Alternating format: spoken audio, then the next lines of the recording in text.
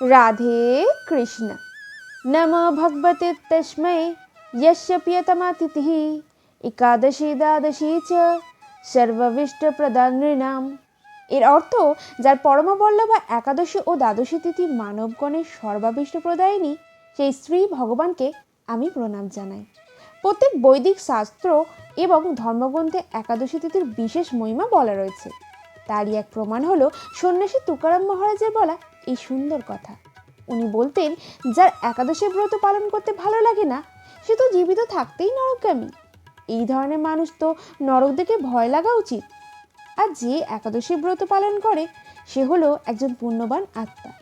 ঠিক এই রকমই পরম মঙ্গলকারী একাদশী তিথি আবারও চলে এলো আমাদের মধ্যে।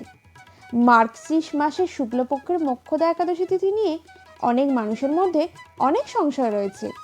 এই একাদশী 22শে ডিসেম্বর নাকি 23শে ডিসেম্বর? তাহলে চলুন এই সমস্যার সমাধানে জেনে নিই এই মোক্ষদা একাদশী কবে। এবছর মোক্ষদা একাদশী হলো 23শে ডিসেম্বর শনিবার। 23শে ডিসেম্বর ব্রহ্ম মুহূর্তের সময় রয়েছে ভোর 5টা 45 পর্যন্ত এবং সূর্যোদয় শুরু হবে সকাল 7টা 21 মিনিটে। পরের দিন দ্বাদশী তিথি অর্থাৎ 24শে ডিসেম্বর রবিবারে ব্রত পালনের সময়সীমা হলো সকাল 7টা 22 থেকে বেলা 10টা 44 মিনিটের মধ্যে।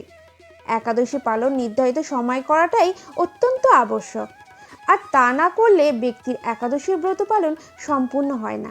তাই নির্দিষ্ট সময়সীমার মধ্যেই একাদশী ব্রত পালন করুন।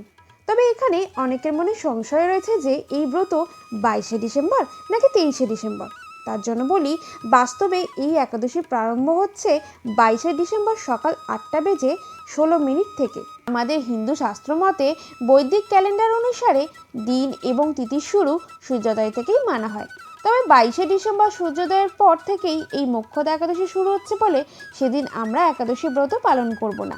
শাস্ত্র অনুসারে একাদশী সেই দিনই পালন করা উচিত যেদিন সূর্যোদয়ের আগে থেকেই একাদশী তিথি উপস্থিত থাকে।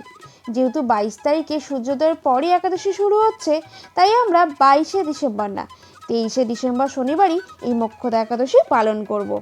এই সেই বিশেষ একাদশী যেদিন ভগবান শ্রীকৃষ্ণ মহাভারত যুদ্ধে নিজের প্রিয় সখা অর্জুনকে ভগবদ্গীতার দৈবজ্ঞান প্রদান করেছিলেন।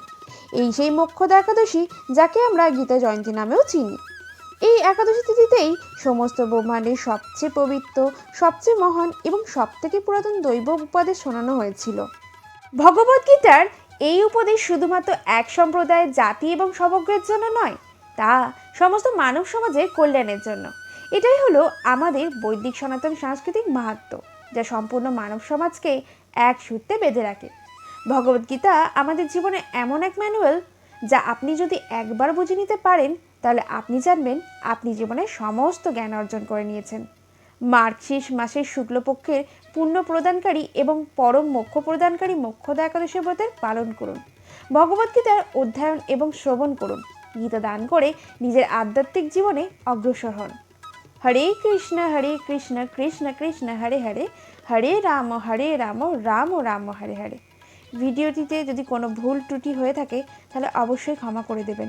ভিডিওটি ভালো লাগলে চ্যানেলটিকে সাবস্ক্রাইব করে দেবেন। ভালো থাকবেন।